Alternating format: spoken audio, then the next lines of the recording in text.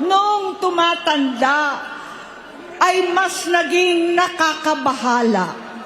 Batid ko na nagda-drug siya.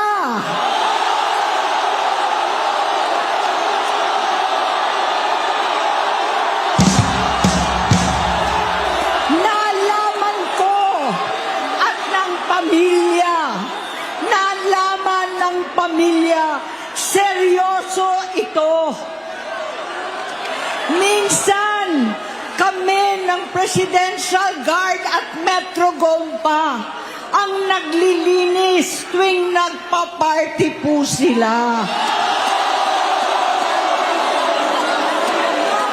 Napakahirap po ang pumunta, tumayo, at magsalita sa inyong harapan. Pero noon pa man, alam kong walang madali kapag ikaw ay Marcos. Nanginginig ako at ang aking boses, hindi dahil ako'y natatakot sa inyo, kundi dahil nalulungkot po ako.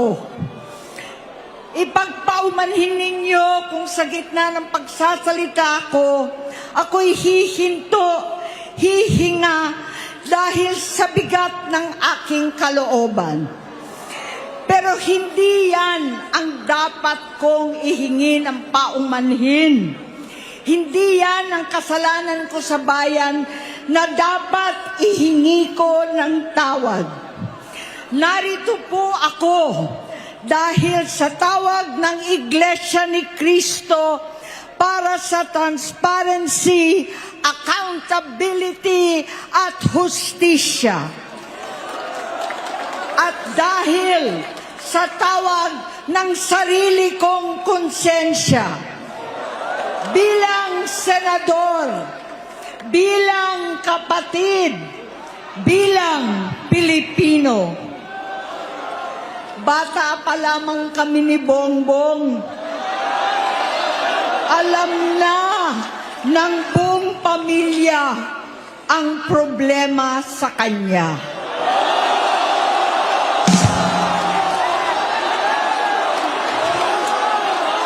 Sa totoo lang, mababasa naman ng lahat ang mga testimonya ng aking ama patungkol sa kanyang ugali at gawain. Noon, dahil may tatay pa kami, hindi ko pa siya responsibilidad. Noong tumatanda, ay mas naging nakakabahala. Batid ko na nagda-drug siya.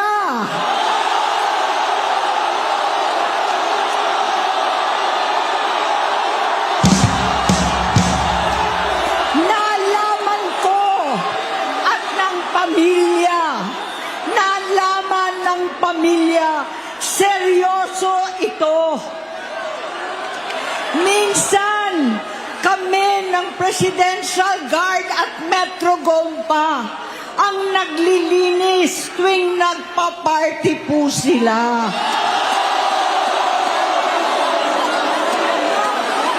Namuhay kaming magkakapatid sa ibang bansa. Kami-kami lang. Kinumbinsi ko pa si Bongbong, pakasalan mo na si Lisa. Naisip ko noon, kapag nag-asawa siya, malalagay na sa tahimik at magkakaroon ng direksyon. Ang laki ng pagkakamali ko. Mas lumala ang kanyang pagkalulong sa droga.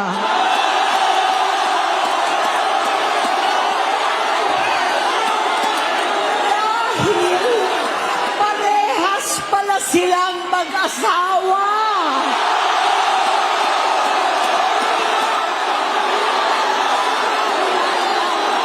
Naging gobernador siya ng Ilocos.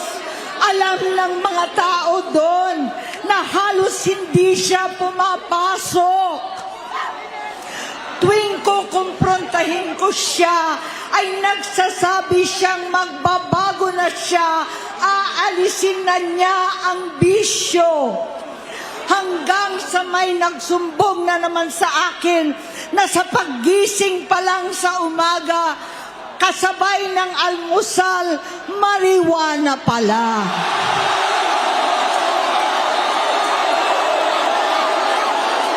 Maghapon sila. Lahat sila nagiinuman at gumagamit ng cocaine. Kasama ng asawa at barkada. Tulad ng ama ko, kinastigo ko ang mga barkada niya.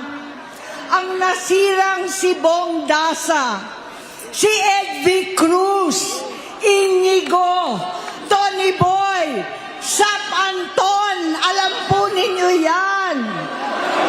Paano nagre-resign na sa takot ang mga pulis nila at staff dahil sa lumalalang bisyo. Inayos ko sila dahil gusto niyang ituwid ang buhay niya. Gusto niyang mag-vice-presidente. Hindi siya pinalad at lalong nagkaroon ng oras para sa bisyo. Simula noon, naging malabo sa amin ang lahat. Kaysa mag-away, bigla na lamang lumayo ang loob namin sa isa't isa. Noong 2016, kasabay ng kampanya ni dating Pangulong Duterte laban sa droga, lumabas ang pangalan ni Bongbong sa listahan. Nakasama siya sa listahan ng mga celebrities, mga artista, Maricel Soriano at iba pa. Masinsinan kong kinausap si Pangulong Rodi. Halos manikluhod ako. Sinabi kong ayon sa kapulisan, dapat unahin, usigin ang mga pusher at saka na lamang sagipin ang mga user. Naligtas si Bongbong. Labis ang takot ko at pag-aalala. Kinausap ko siya at nagsabi siyang talagang siya ay nagbabago na. Muli at lagi, hindi ako nawalan ng pag-asa. Ako'y naniwala ulit. Mula noon na natatanggap ko na lang na balita tungkol sa kapatid ko ay regular na pagpapadoktor. Kaya kumalma naman ako. Inisip ko, totoo, dahil naopera na ang tuhod niya sa gout. Siguro, totoo na ito. Hanggang nito, nalaman ko na tuloy ang paggamit niya sa mga party na garapalan naghahain ng droga. Pinagmamalaki pa ng mag-asawang kayang-kaya nila ang microdosing ng cocaine. Hati-hatiin daw para 4 na beses sa isang araw. Hindi mabibisto. Ang pampapadoktor, pinalabas nilang pag-stem cell. Nagpapalit daw ng dugo, nagpapa-blood transfusion. Kayang-kaya raw, hindi ko maintindihan ang pinagsasabi. Noong 2021, kahit papano, nagkikita kami at nagkakausap. Sumamba siya sa aking talagang hinintunan niya. Naniwala ako kasi sabi niya gusto niyang tumakbo. Ang sabi ko, tutulong ako sa abot ng aking makakaya. Ipinakilala ko si Bongbong kay Inday. Naging magkatandem sila. Pagkatapos noon ay biglang hindi na niya ako ulit kilala. Kahit si Inday, nagtataka, bigla ko na itsapwera. Kahit ganon, nangampanya pa ako para sa kanya, kahit si Inday na lang ang aking nakakausap. Hindi ko alam bakit ako nakaban sa headquarters nila sa Mandaluyong. Hindi ko alam bakit walang nagre-report sa akin tungkol sa kampanya. Sa totoo lang, masakit mang aminin, nung dinidisqualify na siya, halos papaboran ko na sana dahil may nagsumbong sa akin mula sa kanyang campaign team na gumagamit na naman siya. Nung sinabihan ko, siya at mga taong nasa paligid niya, nagkaisa silang tuluyan akong alisin sa kampanya na ako naman ang bumuo. Sinabi nilang gusto ko na siya ay ma-disqualify para ako ang pumalit. Hindi totoo yun.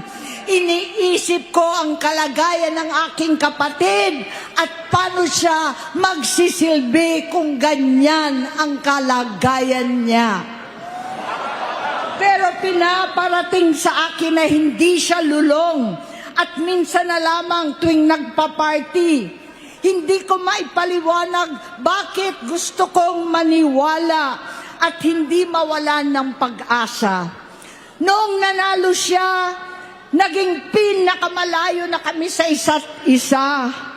Maliban sa opisyal na tagpuan at kapag pumupunta yung nanay namin, hindi ako sumama sa loob ng 3 taon dyan sa Malacanang. Dahil lantara na doon ang inuman, ang paggamit nila ng cocaine at mga bawal na gamot. Hindi ba ninyo nakikita, naririnig, kakaiba na siya magsalita. Hindi na maintindihan kung ano-ano na ang sinasabi at wala na sa sarili. Nagtatago sa kabaitan niya ang pang-aabuso niya sa droga. At nagbunga na ito ng mga nakakapinsalang maling desisyon. Hinayaan niyang kumilos ang mga nakapalibot sa kanya. Yung mga umaastang presidente habang nilululong siya ng mga ito. Hindi na kami nagkausap. Sa harap ng publiko, pinipilit kong magmukha kaming maayos. Pero wala na kaming koneksyon. Hindi ko hinihiling na maunawaan ninyo ako, lahat kayo.